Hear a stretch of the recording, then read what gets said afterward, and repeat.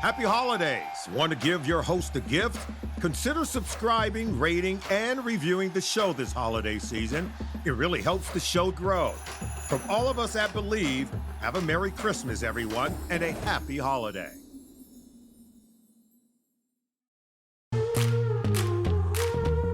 You're listening to Heaving Bosoms, the podcast where two best friends recap romance novels while deciding on jet skis and being exuberant feral cats. Gonna love what we love, do it out loud. Stack our shelves with the clinches out. Shout it from the rooftop, can you hear the sound? Yeah. Live your best life, love it out loud. Love it out loud. Hey HBs, we're back for part 4. Welcome. This Friday on Patreon and our Apple Podcast subscription, we're talking about books 1 and 2 in this series. That's Scott Hunter and his dream guy. God, the meet cute is a smoothie. Come on. And then Ryan Price and the most perfect literal angel. One thing I loved about Ryan and Fabian's book is the sex positivity. Look, all of the books are obviously sex positive. You know what I mean? They all fuck. But this book gives sex positivity a depiction that I think more people would enjoy if it happened more often. All right, like Fabian, some more literal angels are in our Patreon community. So thank you from these bottomless bosoms: Ziggy C, Margaret, Liz S, Rena, Kish, and Devian Darlings Publications. When we ended our episode yesterday, Shane and Ilya were getting cozy in the lake cottage for their first ever extended stay together. Y'all, they're finally free to be themselves and show any and all affection they please. That's where we'll resume for the final part of Heated Rivalry by Rachel Reid.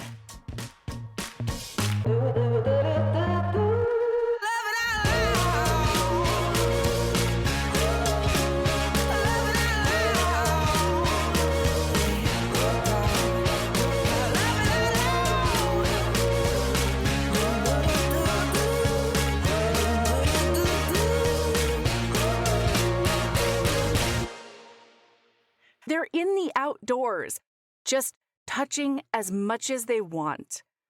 It's so liberating. It is, and also they're super into it, and Ilya's like, we should take a boat one day to one of these islands in the middle of the lake, and I'll fuck you out there. Anybody could walk in on us, but nobody will, even though we're out in public. I just, Ilya. But I bet people will hear you screaming from their boats. Ilya says. So then they're talking, and we get these snippets of conversations where they're getting closer and closer, and they're starting to... Ilya also tells Shane, like, I really want to meet your parents someday. He makes a joke about, oh yeah, I'll meet your parents.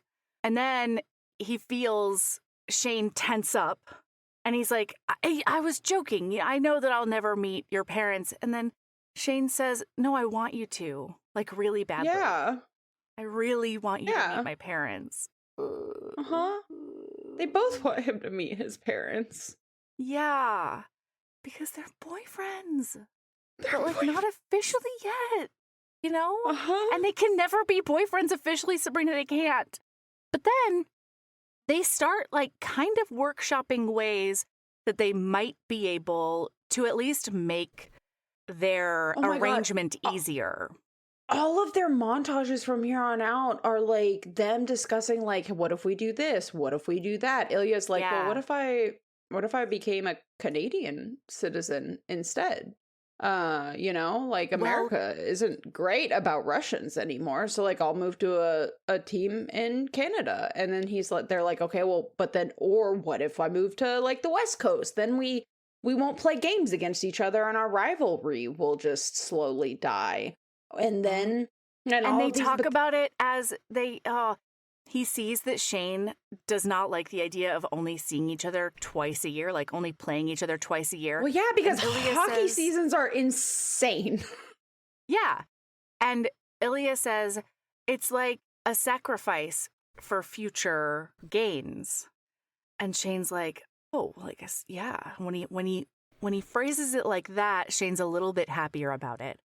Okay, there's also this moment before any of this happens that they go into Shane's fully outfitted hockey shed where, like, there's a plastic ground that is meant to be like ice. That's a choice. Shed? That's the word you're going with? This is a full-size hockey rink. Well, yeah. Okay, yeah. So hockey training. It's a hockey house. House is what you're going with. I'm going with a house. Yep. And in fact, it's not a hockey house, Melody. It's a hockey home. A home. Okay. I'm all about it. And they're hockey home. Yep. Fully decked out with that plastic ice and like a full workout center. And it's so cute because he says, like, one of the days is the perfect day because they wake up and then they go and they work out very competitively. And then Shane takes him down to the boathouse and he's about to suggest taking out the kayaks. But instead, Ilya gets his eyes on one of those jet skis. And so the rest of the day is them just splashing around the lake and zooming around and racing and getting each other all wet. I did have this moment reading this book again. I have this moment literally every time I read this book where they're like, yeah, nobody can see blah. And I'm like, you do live on a lake. Like, yeah, other people also lake time, you know? And also, like, your parents do also live on this lake. So, like, at one point they literally, like, well, we're not there yet, but at one point they basically fraught on the dock. And I'm like, if you think that every single person who has a house on that lake is not deeply aware that that dock is Shane Hollander's dock. Shane Hollander's dock. And you think it's not going to be obvious from 1,000,000 feet away that is two men writhing around on top of that dock together. Making sex noises. Like, I understand. And you know what? I am willing to whimsy for this book. But also, Same. like, this isn't that private. You know what I mean? Right. Like, it's like... We're not in, rural Alaska. You can't even arrest somebody for trespassing if they happen to see you on the lake. You know what I mean? Yeah. Like, yeah. And if you think that these crazed hockey fanatics who also live near you, Shane Hollander, are not going to immediately clock that is your number one nemesis on the lake with you. I know. You know what? It's fine. It ends up not mattering at all, which is great. But I also had the same thought where I was just like, you know what? Fair enough. We're creating our own narrative over there. Especially because Shane's biggest fear basically is that he and Ilya are gonna be caught. Meanwhile, Ilya is not going to do anything specifically to get them caught. But to be clear, the last half of this book, Ilya keeps having thoughts of like, what if I just, like, grabbed Shane and made out with him on that ice and just fucking burn it all down? Yeah. Like, Ilya is always standing on the cliff of burning it all down for Shane. Well, and yeah, not until the next thing happens. But yes, as soon as this thing happens, Ilya's like, I'll take the plunge any moment. Like, truly. Yeah. Like fuck whether it. or not, and I might not be able to stop myself, even if I know that Shane doesn't want to do it in this way. I might just be too excited, you know? So anyway, then, God, the next important thing that happens is that which one? Video game and then phone game. Okay. Okay. Yeah. Okay. I wanted to make sure you weren't skipping those. No. So they're about to play Hockey Madden, I think, basically. And Ilya chooses to play as Montreal, and Shane is really pissed off about that. And so he's like, fine, I'm going to be Boston. And Ilya's like, good choice. And Shane's like, yeah, I'm going to kick your ass. And he goes, I am you. And they're like playing together. And then Shane gets a call from his teammate and best friend, Hayden, known family man, his wife has just had a newborn baby. So Shane is like, I have to take this, and goes and like stands behind the couch talking to Hayden. And Ilya is a chaos monster. And so he walks over to Shane and gives him like this really sexy look. And then he looks down at his bulge and looks back up. And Shane is like, what are you doing, with his eyeballs? And then Ilya just hits his knees in front of Shane. And Shane undoes his mutes pants. the call. Mutes the call, and he's like, Ilya, you can't do this. And Ilya says, I'll make you a deal. Yep. I won't touch you unless you get hard. And Shane's like, I'm not going to get hard. And he's like, absolutely. Then you have nothing to worry about, Ilya says. And then Ilya does, in fact, just sit there on his knees looking at Shane's flaccid dick. Yes, he makes a show of putting his hands behind his back because he's such a turd.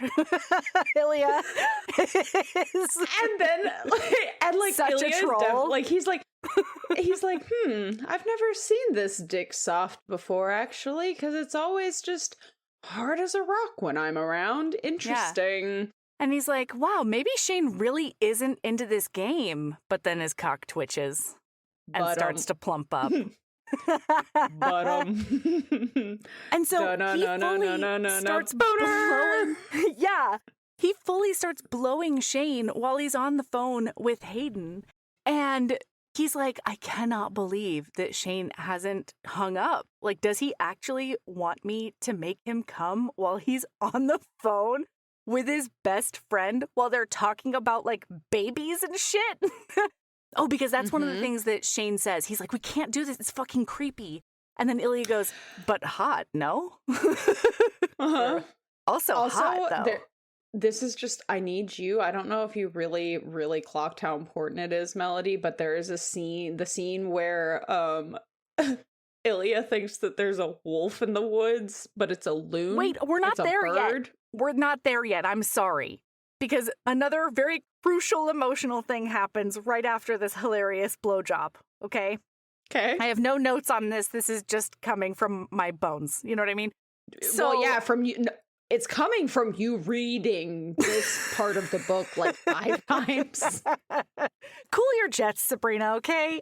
Jeez. You don't cool have to call me yours. out like that. Turn off that jet ski, Melody.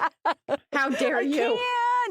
I can't. And it's the one that, like, it's the one with, like, the rooster tail. You know what I mean? That's my jet ski. That's exactly the jet ski I was imagining you had, too. I was like, there's no way that Melody is not on the rooster tail jet ski. It's gotta be. For this book? Come on. It's gotta be the rooster tail.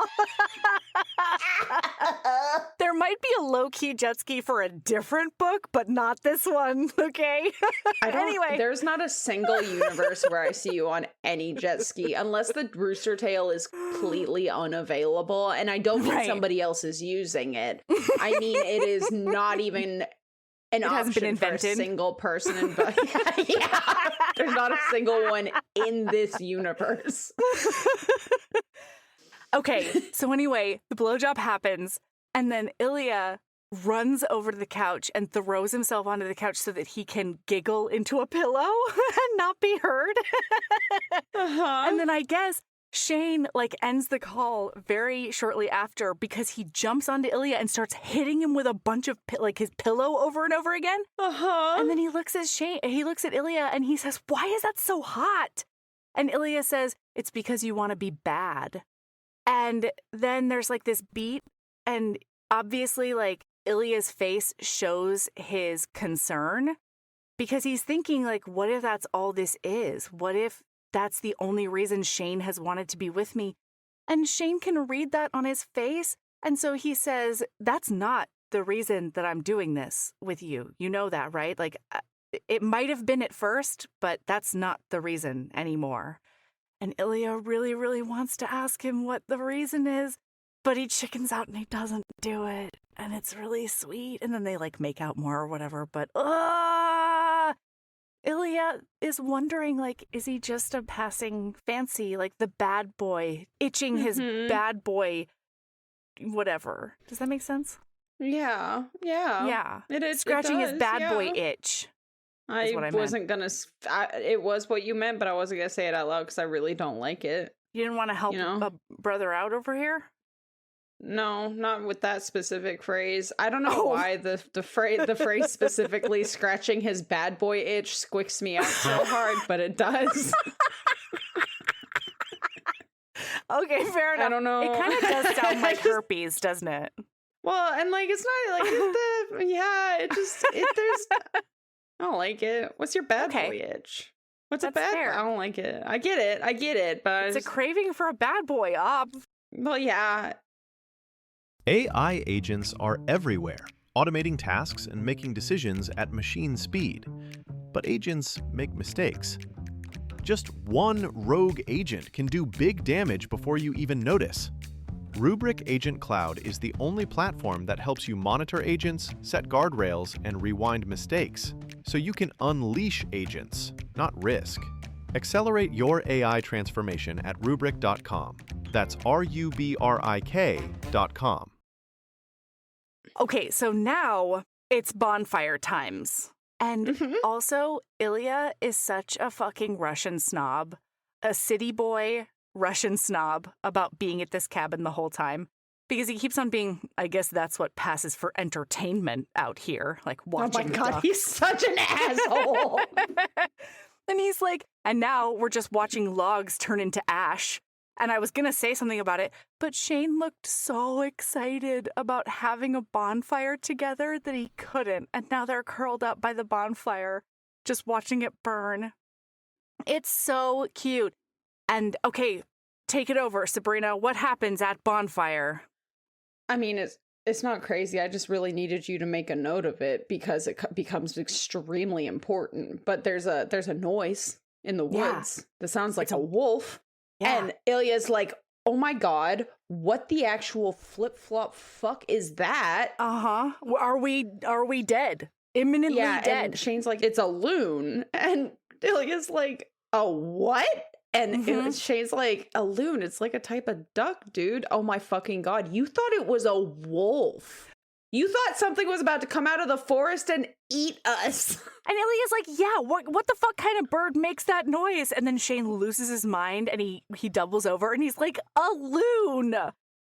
And then he makes the loon noise. Shane makes the noise and Ilya's like, this is fucking unnatural.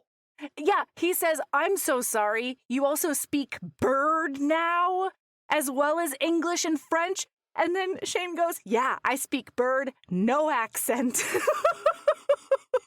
Because Ilya's always so jealous about Shane's language skills. He's always being like, yeah, I bet you're going to learn Russian in a week and then have no accent with it. It's fucking bullshit. And then this is where we find out about Ilya's, like, original wound. Because he's talking about his family back in Russia, and he says that his mom was really wonderful. And then he thinks to himself, I shouldn't have said that, because then it's going to lead to, and then Shane asks, how did she die? And trigger warning for mentioned suicide, but Ilya says that she had an accident. Shane's like, she had an accident? And he remembers his dad looking at him very sternly and being like, yes, Ilya, she had an accident, and that is what we will tell everyone. You understand. And he looks at Shane and he says, yep, she accidentally swallowed a whole bottle of pills. Whoops. And Shane's like, oh God, Ilya. And we find out that he was 12. And then for the first time in Ilya's entire life, he tells someone that he's the one who found her. Yeah. And Shane gets him up and just like gives him this bear hug. And he's supporting him as much as possible. And Ilya's like crying a little bit. But then this loon comes out of nowhere and makes a wolf howl again. And they just dissolve into laughter together. And it's so cute and sweet. Ugh, like it's so much. Mm-hmm. And then Ilya is like, is there more wood for the bonfire? Yes. He thought it was so stupid to be out here, but now he's like, yes. But now he loves watching those ducks, Ilya. That's what you get, you snob. To be out here. Yeah. Man, at one point, listener, Ilya says, like, once again, Shane's poking at the fire. I don't even know what that does, but it seems to make him happy. He's such a little fucking turd. I know, I love him. Oh my God. So then, like, we hop into the next chapter, listener, and to be clear, if we fucked up any of the timeline so far, it is because this is these 2 chapters are just scene cut, scene cut, scene cut, scene cut. It's like half a page, maybe sometimes. Right. Sometimes it's a full page, but it is just one after another for a solid 20 to 30 pages. And part of the reason is because they're sort of brainstorming how to get closer to each other, or like how to make their arrangement easier. But super importantly, the reason that it's important for them to brainstorm that is because they're playing pool. Yeah. And Ilya brings up, he's like, so like, I could get married, right? I could marry Svetlana. And Shane's like, yeah. Svetlana is an American girl that we talked about from last episode. She's like a Hall of Famer's daughter. And like before this even, at one point, Ilya says to Shane, like, I kind of wish I had been drafted by a Canadian team because America's not super good for Russians right now. And Russia's not at all good for Russians like me. Yeah. Mm-hmm. And so it would be so much easier if I was in Canada already, but I could marry Svetlana. And this quietly freaks Shane out because he knows that Ilya's bisexual. Well, and he's like, you want to get married, right? To a woman, I mean? Like, you're not like me. You like women. And I'm sure Svetlana is like gorgeous and pretty fun and wonderful and all that stuff. And Ilya says, I do. She is. But I have this problem. I like women. I always was thinking that to get married would be nice. Kids, all of that someday. But this problem will not go away. Shane bit his lip. Tell me about this problem. It's so annoying. Ugh. Always, I am with beautiful women. Wonderful women everywhere. Sounds rough. Yes. Listen, these women, they're so sexy and fun, but it's no matter. I cannot stop thinking about this short fucking hockey player with these stupid freckles and a weak backhand. A weak backhand? Oh. Yes. And he is just so boring. And he drives a terrible car. And that is my problem. All of these beautiful women, and I am always wishing they were him. It's a terrible problem. Fuck. Shane was going to start crying right here in his games room. He swallowed and steadied himself. Do you want the problem to go away? No, Ilya said seriously, looking Shane dead in the eye. I do not want the problem to ever go away. Ever. Don't marry Svetlana, Shane blurted out. Ilya raised an eyebrow. Just don't.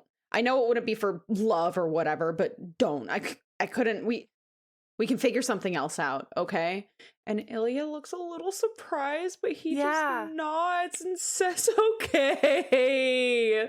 Yeah. And so now we end up in this montage times where it is just every scene is them being like, well, what if we did this? What if we did that? Yeah. What if this was an option? What if Ilya transferred to the West Coast so that they're no longer in the same conference? What if we... So that like maybe the rivalry part of their public image will die. So that if they want to be publicly friends later on, it won't be as weird. Because like tons of other hockey players have hockey friends on other teams, but their specific media narrative from the beginning has been a hockey and a personal vendetta. Hate each other personally. Yeah. And oh my God, and Ilya says, well, you know, that was true for a while, no?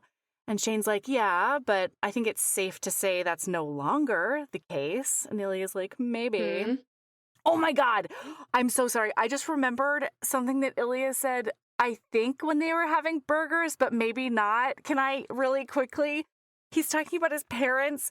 And Ilya's like, I don't really know anything about your parents. I know that your mom is like Japanese or something like that. And that's where you get your looks from.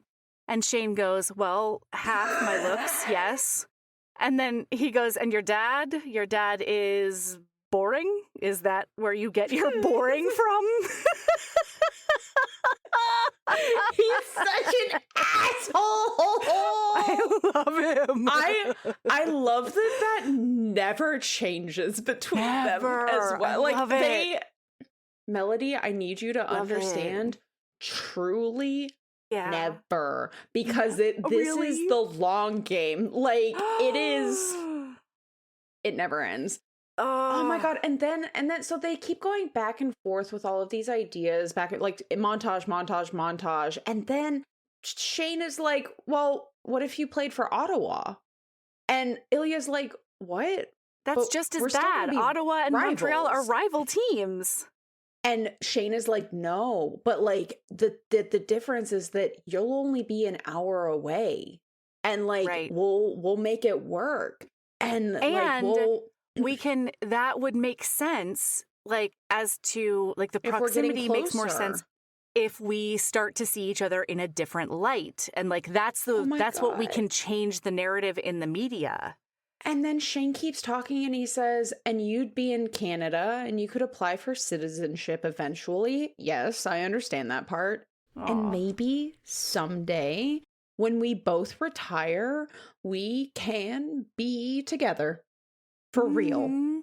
Ilya looked stunned by that part. You really think that far ahead, Hollander? I do about this. You want that? To be together? I do. So much it terrifies me.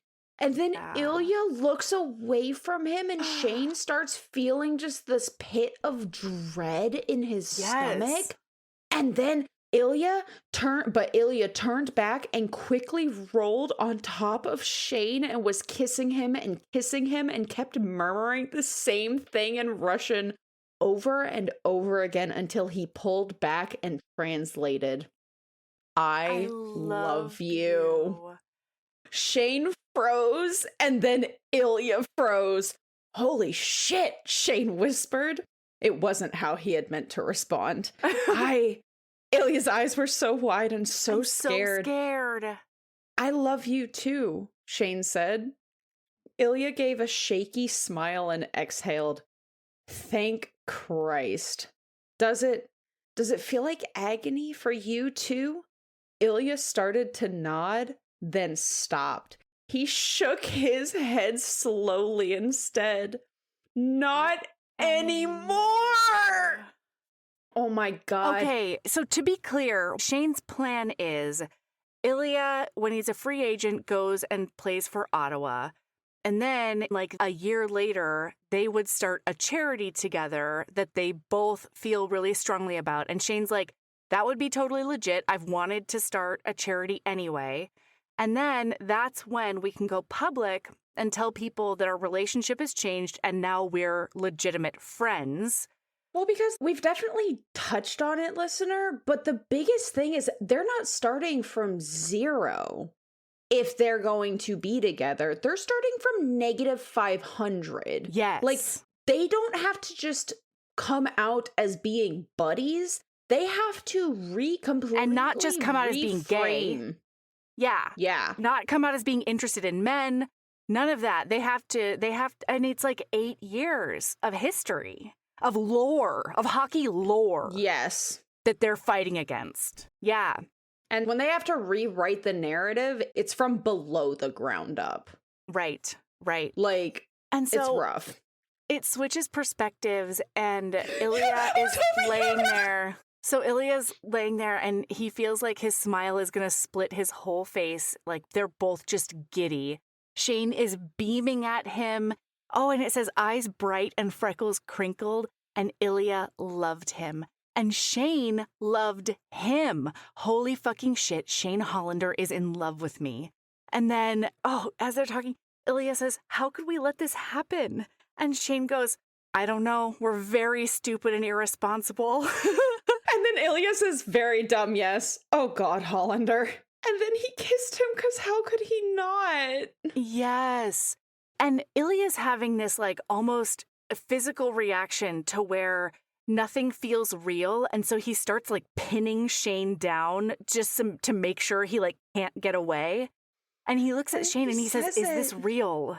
And Shane says, yes, this is real. And he says, I feel like I am dreaming. And Shane says, you're not. I love you. And my favorite thing about this whole book, and I think the reason that the first 3/4 of this book pays off so hard, is because once the floodgates open and they say, I love you to each other, it's all the time. Like, it is, even if they're like, they'll just put it into the middle of a conversation later on, or it'll be the reason somebody does something. It's because I love you. And it is the way that these two cannot stop and are so giddy about telling each other how much they love each other is amazing. It's incredible. And part of the payoff also is because from this point on, nothing actually changes because literally this scene, we don't scene change. This is the same scene and it turns into a fun fucking with each other competitive sex time thing. Like, they are still exactly who they are. They have always been like, they're not suddenly this fluffy little whatever 24/7. That is sprinkled in, and it is in addition to now this same relationship that they're like always had. Dynamic. Their banter. Yeah.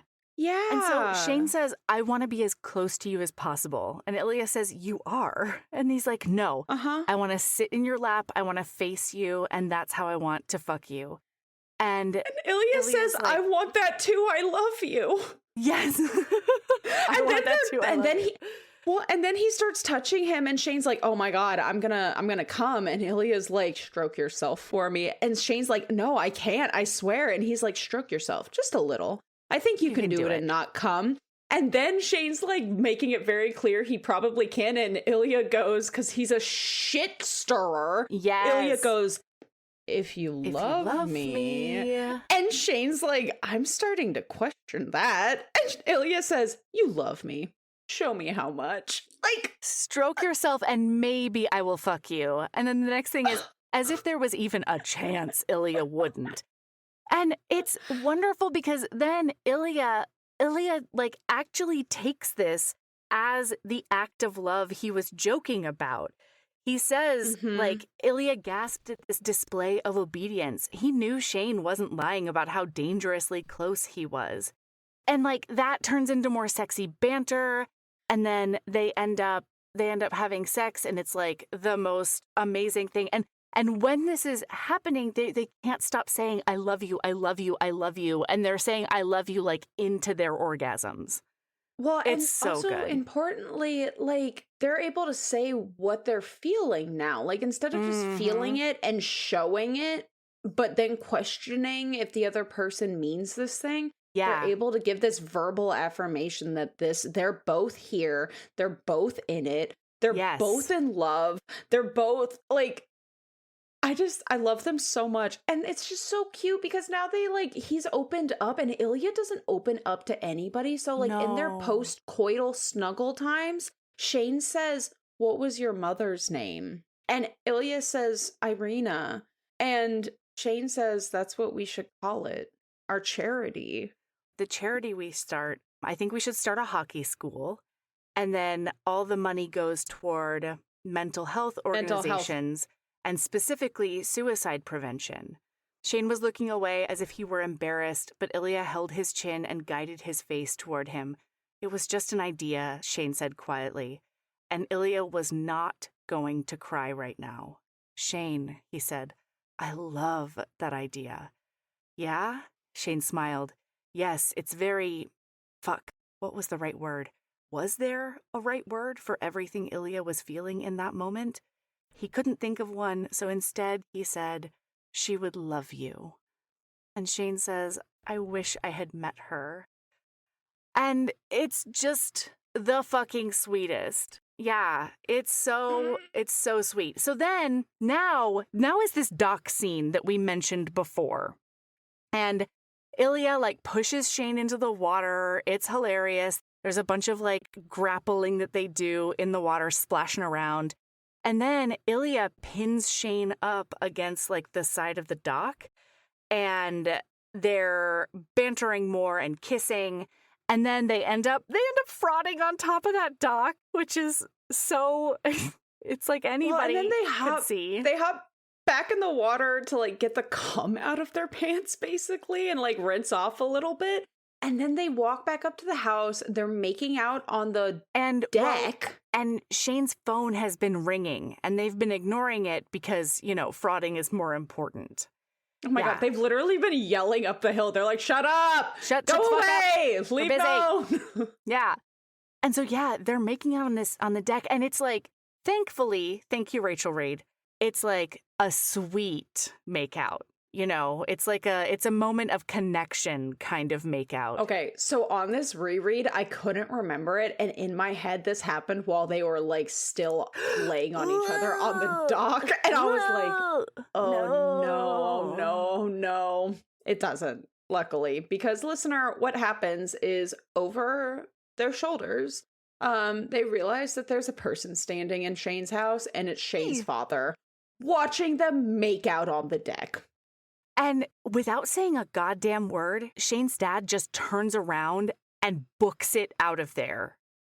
And so Shane's like, oh my God, fuck. Because Shane's plan was to first, he was going to slow roll this real hard. He was going to first tell them that he's gay. And then after a little while, he was going to tell them that he has a boyfriend. And then after a little while, like finally someday, he would tell them that his boyfriend is Ilya Rozanov. And always has been. Now everything is out. And so Shane is like, holy fuck, what do I do? And Ilya's like, okay, we should go talk to them. Do you want me to come with you? And Shane is also, by the way, listener, Ilya's snorting because he's like giggling about this whole thing because he's like, oh my fucking God. And she's like, this is not funny. And he's like, a little funny. Little funny. And then they both laugh. And then Ilya, at one point, Shane says, Jesus Christ, so much for easing them into it. And Ilya says, maybe he did not notice. And Shane's like, are you fucking kidding me right now, it's really Ilya? Cute. Shut the fuck up, dude. Yeah. Oh my God. So they get dressed and go over there. And very, very hilariously, importantly to me, Sabrina, personally, they got dressed quickly. Shane put on a t-shirt from a charity hockey camp he helped coach last summer, just to remind his parents that he was a good and normal person. Ilya was wearing a Boston Bears t-shirt. Shane made a face. That's not going to help. Oh, do they not know I play for Boston? Like, Ilya, you are so unrepentantly yourself. He's so funny for it. Yeah. So they go over there and they find the mom and dad on the couch talking. Obviously, the dad is trauma dumping on his wife, being like, I have no idea what I just walked in on, but it was wild. And Shane comes in and says, Mom, Dad, and Ilya's right behind him. And then his dad looks at him. And I'm sorry. Shane says, hello, it's me. It's Shane. And both of his parents look over and the dad is like, I'm really sorry, we forgot to buy dishwasher tablets and I just thought that I might be able to borrow some from you. This is all over a dishwasher tablet. And like the dad was the one who had been calling asking if he could borrow a goddamn dishwasher tablet and decided just to go over there since Shane wasn't answering. And so he's like, Dad, it's okay. I'm really sorry. Like, you shouldn't have found out that way. And his mom goes, found out what, though? And Shane goes, I'm gay. Ha! I'm gay, and this is Ilya Rozanov. You probably know that. And Ilya just says, Hi. Hi. And Yep. Shane's like, he's been visiting, and lovers. What were they Ilya offered? Oh, yeah. Fuck. Way to choose the grossest possible word, Ilya. Oh my God. Yeah. And so now they have to tell the parents how this happened. And I love it because the mom is like, wait, but you hate each other. And Shane says, but no, mostly I love him. And the mom is like, what? Like, did this start at All Stars? Because you just were on the same team? And Shane is like, no, it was way before that. And then they tell them that it started, like, okay, first of all, the parents had suspected Shane might be gay. And that is a big relief to Shane. And then the dad's like, the thing we're surprised about is that you're at all friendly with Mr. Rosnoff here. And Ilya goes, Ilya, please. And the dad's like, okay, Ilya, that's fine. First name basis over here. I have seen your tongue down my kid's throat. That's fine. Oh my God. And then it's so funny because they're like rookie season and Ilya's like, no, before that. And his mom's like, wait, you've been in love this whole time? And they're like, no. No, that's a no. recent thing. God, and no. then the mom's like, wait, so that means, Yep. Oh, golly. I'm not going down that. Something else was going on before that. Okay. And I love it because Shane says, it's a long story and it doesn't even make sense to us, Shane said. None, Ilya agreed. And then his mom is like, weren't there any other nice men in Montreal, Shane? Oh. And Shane's like, I mean, probably. Like, oh And my then goodness. They say, but I don't understand. Ilya, you've got like a big reputation as a ladies' man. And he goes, is not untrue. And then Shane goes, Ilya likes both. Then Ilya saves the day because he looks at his parents and he says, no, I have been with a lot of women. That is true. But I've only ever been in love with one person. And then Shane's eyes are like misting up. And Shane says, me too. I've only been in love with one person. Oh my God. So and then they're sweet. like, well, and then Shane's like, so this is kind of the plan. Because, like, we want this to be a thing. And, like, his parents are so sad when they realize that nobody knows. Like, this is a secret. Shane's been alone in this. For this whole time. Yeah. And, like, they're so sad for him. Yeah. And they both realize that, like, without something drastically changing, they're going to have to keep it a secret until they're both retired. And they're young. Yeah. Like, they could have, like, 10 more years minimum At least a in the decade. NHL. Yeah. Yeah. So the mom, I love her. She's, like, such a take charge kind of person. And she's so into hockey. We told you that last episode. She's like, okay, we've got a problem.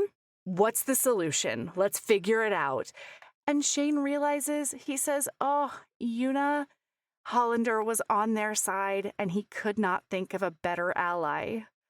And then Shane is like, okay, well, listen, Mom, we actually have this plan. We have this plan that he's a free agent next year. He'll go play for Ottawa. Charity, etc. And she goes, you would leave Boston? Mom asked, stunned. For Shane? Ilya didn't hesitate. Yes. She frowned as if she couldn't believe anything he was saying was real. Oh my God, Shane exclaimed. You're actually conflicted, aren't you, Mom? What are you talking about? You're bothered by his lack of loyalty to his team. Well, Mom said, as if that was a perfectly reasonable way to react to the fact that Ilya was so madly in love with her son that he was willing to throw his whole life into upheaval. She's like, I can accept that my son is in love with his rival. What I cannot accept is his rival being so in love with him that he abandons his team. It's so good. So anyway, they end up brainstorming with his parents. Ilya feels like he's kind of maybe been accepted into a family for the first time. Or if he hasn't been yet, he's well on his way to being accepted into Shane's family. And then Shane has like a little bit of a freak out and he has his head between his knees and he's like, oh my God, oh my God. And Ilya reaches down and he's like, Shane, are you okay? And he's like, I'm okay. I'm freaking out. Don't worry about me. Ilya took his hands and rubbed his thumbs soothingly over the backs of them. We are good here. Yes, he said. Your family is here and your boyfriend, and we are okay here. Shane raised his head slightly. Boyfriend? Ilya shrugged and grinned. I think. Yes? Oh. Yes. It was really too bad they were in his parents' living room and that his parents were definitely staring at them because Shane wanted to jump into Ilya's lap and kiss him into the floor. Since their rookie season, Shane heard his mother say, I can't believe it. Looking at them now, I kind of can, his father said. Oh! Because it's for the first time ever they're able to be open with anybody that they love each other. And so basically they decide that they're going to keep the circle really small. They are going to follow this plan. So then after that, they go back to Shane's cottage and they're sort of like getting everything together mentally. Yeah, they're figuring out like what's what, and Ilya's realizing like this is it. This is the sex I'm gonna have for the rest of my life, and I'm happy about it. Shane is realizing that this is it. It's really time to figure out like these heavy logistics, and we have a little conversation about that. But most importantly, is there's a conversation that they have, and Shane says, "Wow, we're really going to do this, aren't we?" The statement was vague, but Ilya understood. Yes, if you want to try this, I will do what I need to do. Then I am moving to Ottawa. We're starting a charity. We will become friends, and we'll see each other all the time as much as possible and spend the summers together. Here. Yes. And when I retire, Ilya said, after I have won 12 Stanley Cups and 13 MVP awards. The hell you will. And you have been retired for like 8 years already because you got very bad at hockey. Oh, okay. Then I will bring you to that dock out there. Yes, I will have hundreds of candles all over it. That sounds like a fire hazard. Is on the water, Hollander. Fucking relax. We'll be beautiful. You will love it. The candles, the lake, the full moon. Oh, is it a clear night? Yes, of course. And I will get on one knee. Ilya. And I will say, Shane Hollander, will you please marry me so I can become Canadian citizen faster? And you... Shane burst out laughing. You're such an asshole. And you will say yes because you are a nice, helpful guy. No, Shane said. I will say yes because I will still be madly in love with you and I'll want to spend the rest of my life with you. Yeah. And oh God, Ilya didn't deserve him, but he didn't care. He was selfish like that. I mean it, Shane said softly.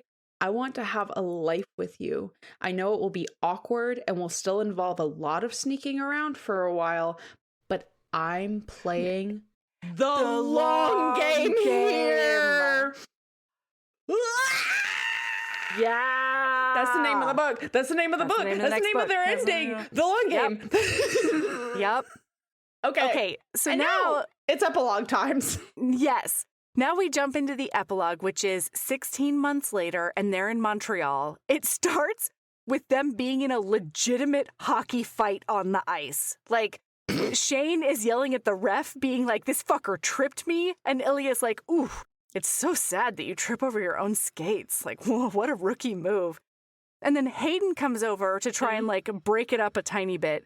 And Ilya says, hi, Hayden. And this is maybe my favorite. The favorite line of the whole book. Sickest burn I've ever read in my life. Yeah. Ilya says, hi, Hayden. And Hayden says, I still don't like you, Rosnov. And then Ilya goes, oh no, how can I impress Montreal's 15th best player? And then Hayden, understandably, is like, I'm going to punch him. And Shane's like, no, don't. And he's like, I'm sorry, I'm going to punch him. And he's like, I know you've got that press conference tomorrow, and I'm really sorry if he has a black eye during it. And then Shane's like, really seriously, please don't punch him. And he's like, you know what? I'll make you a deal. If Rosanoff stops being a dick, then I won't punch him. And Shane just thinks to himself, oh God, Ilya's definitely gonna have a bruise tomorrow.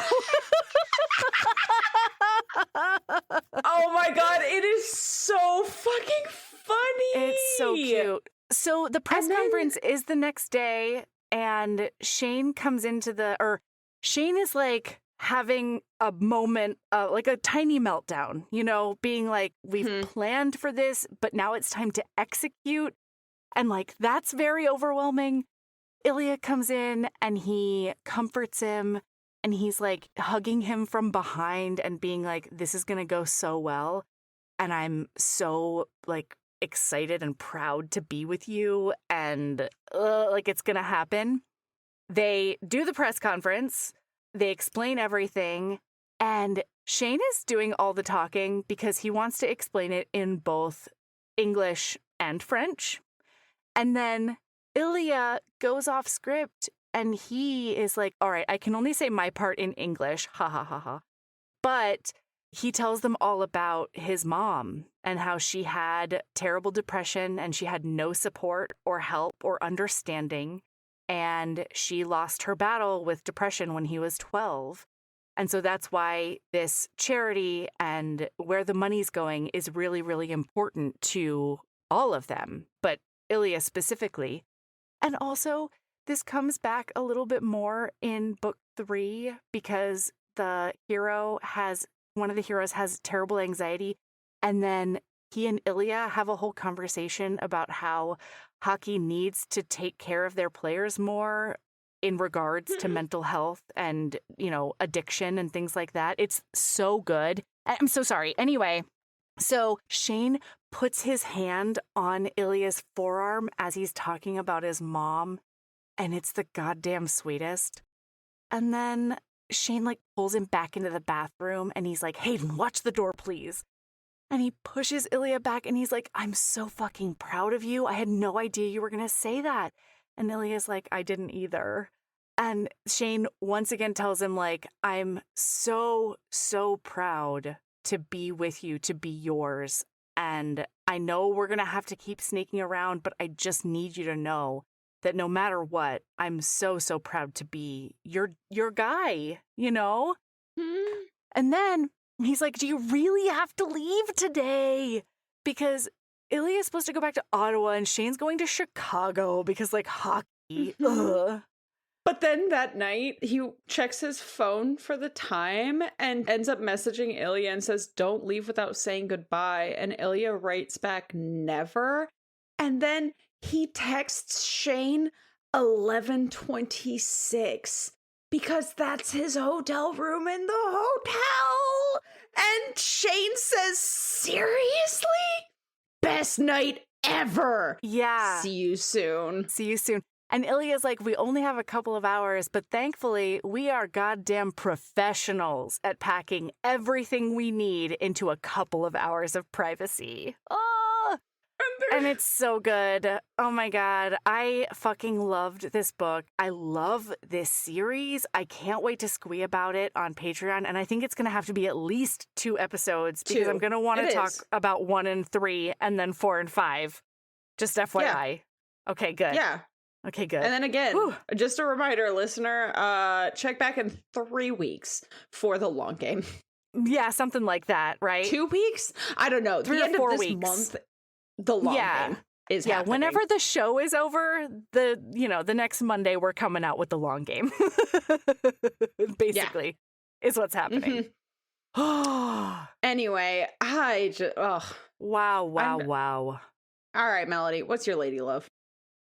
Oh, okay. My Lady Love is a song that I've recently come upon. It is called Hot Goblin by M. Behold. Or Behold. Hang on. One, M. Behold is how I've always said it, but I love her because she has a song called Numb Little Bug, and I love it desperately. Yes. That's one of her most popular ones. Yeah. Well, I heard it and I was like, oh, this is my people. So, and I didn't realize that she had a new song. So continue. Yeah. So I love it because, well, first of all, if I sing any of this, I'm bringing it down at least 2 octaves because it's up there in the register, the actual song. But the chorus is, sometimes I feel like I'm a hot goblin, little bit perfect, little bit problem. Could be a dream or your worst nightmare. But I know who I am, so I don't care. Oh, I know who I am, so I don't care. The music video is literally her in green skin, fairy ears and everything. Dancing being around. a hot goblin all the fuck over the place. It is I love the her. best. It's I so, love that. so good. Yeah. I mean, she's also got like a Beethoven song. The whole song is about a rivalry that Beethoven has with another pianist. Mhm. I really, really love this. Also, I couldn't remember the lyrics a while ago, and so I have been singing it to myself. Sometimes I feel like I'm a hot goblin. What was it? A little bit perfect, a little bit monster is how I've been singing it to myself. Okay, something now that like you've that. actually sang the melody a little bit, I do. I You've have probably heard heard this it. song. Yeah. It's I a love fun this. one. It's a hot goblin anthem, I feel like. It's an HB anthem. You know? I feel Yeah. like a little bit perfect, a little bit problem. Yeah, yeah. Could I'm not be a gonna say dream or your worst no to nightmare. Sometimes I'm a siren. Yeah. The next moment I'm a fish. It's part of it. Like, it's just so good. Yep. What is your lady love, Sabrina? So I had to actively figure out a lady love that was not hockey related because I did go to hockey again this weekend. Oh, boy. I like basically as long as hockey season is in session, I'm going to have to try really hard for hockey not to end up being a lady Yeah, love. yeah. 'Cause, like, and part of it is because I'm not just watching the games like on like ESPN or you know what I mean? Like going to live hockey games, there's always just something fun and interesting that Yeah. happen. You know what I mean? So I was thinking about, I was like, what has been going on lately that could be lady love-ish that isn't hockey or work or reading books? Because that's all I've been doing lately. Yeah. And I realized that I didn't really dive into my lady love is kind of a round 2 because it's meeting your friends in person. So I just had that trip to Minneapolis. And then I just had almost right after that, one of my good friends came to visit me for a week and a half. And it was everything. Like, it was everything that I knew that I yearned for, but didn't know how to put into words I wanted in a trip and in a person. And getting to meet him in person and hang out with Isaac in person was like, oh yeah. Yeah, so like twice in 1 month, I had the moment of, I have actively chosen to have just such great people in my life. I love You know what I that. mean? And then having it reaffirmed, meeting them in person, that like, oh yeah, these are the people that I want in my life. So I guess that's my lady love, is just like really allowing yourself to feel just as much joy as you can over the people that you actively choose. You know what I mean? Like, wow, because Well- the trip was amazing. Yeah. You know? Well, and when this episode comes out, it will be a couple of weeks since I have met our mutual friend Kieran for the first time in person.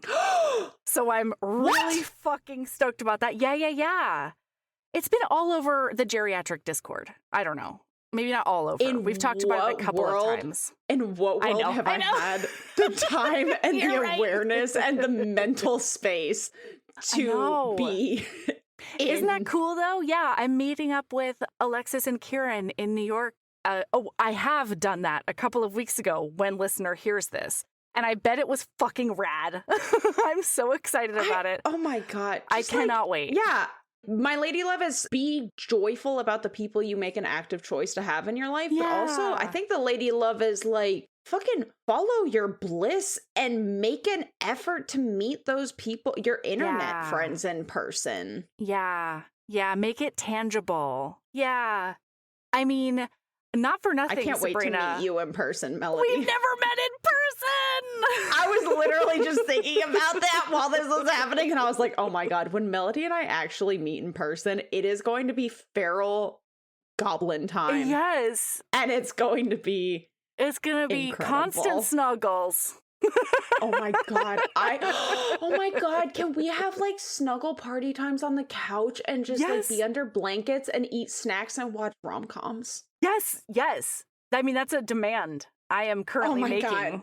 I am so, I think one of my favorite things is that you and I are both like, both of our love languages, giving and receiving, is like physical touch. So there's going to be so much snuggling. And I'm so excited. And we can read together, and you'll be like, listen, oh my God, I'm so excited. Just sitting right next to each other. Oh, yeah. We need to just have an HB retreat, and if that's where we meet for the first time, that would be great. I don't know. Who knows? I vote that we do HB retreat, but we show up like 2 days early. Yes, agreed. Yeah, agreed. And then everybody because otherwise we won't have the in. mental bandwidth to give anybody else attention. We'll be in host mode is what it is. Or we won't be able to be in host mode, which I think is actually the thing that would happen. Does that make sense? Like, everybody needs to leave me alone. I'm meeting Sabrina for the first time. Oh, yes. Yeah, okay. I was like, it's my job to not be left alone? Oh, that's a problem. That's a problem because I'm going to be shoved up her asshole so hard that you're going to have to reach in and like...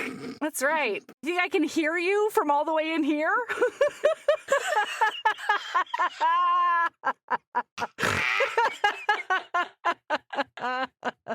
All right, listener, keep being a badass and love yourself as much as you love being a Game Changers evangelist. Yes, evangelist. Yes. Keep being a badass and love yourself as much as you love never losing your trolly edge, no matter how in love you are. Oh my God. They're just so cute. They're so cute. They're so cute. Also, love yourself as much as you love finding out that a loon won't actually come out of the woods and kill you, probably. Doesn't have sharp tooths that'll murder you in the face. Yeah. Yeah. Anyway. Yeah. All right. Bye. Bye.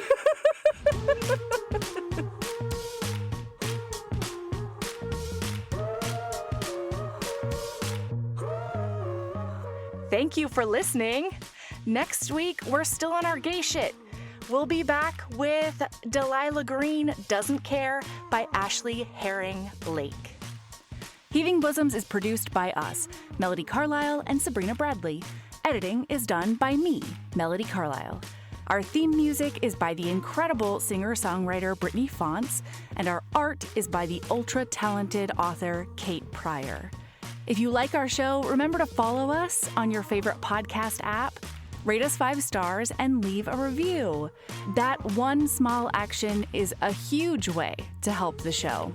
If you want to get in touch with us for advertising inquiries or anything else, you can email us at heavingbosomspodcast@gmail.com. If you want more of us, visit patreon.com/heavingbosomspodcast. You can also find us on Instagram at Heaving Bosoms, on TikTok at Heaving_Bosoms, and in our Facebook group, the Heaving Bosoms Geriatric Friendship Cult. See you next week.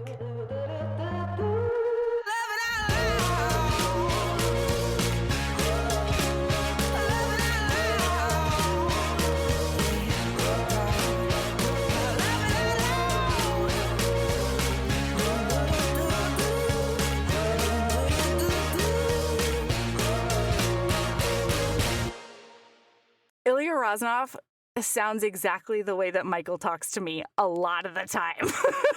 he just trolls me about whatever is currently happening, and it's the best.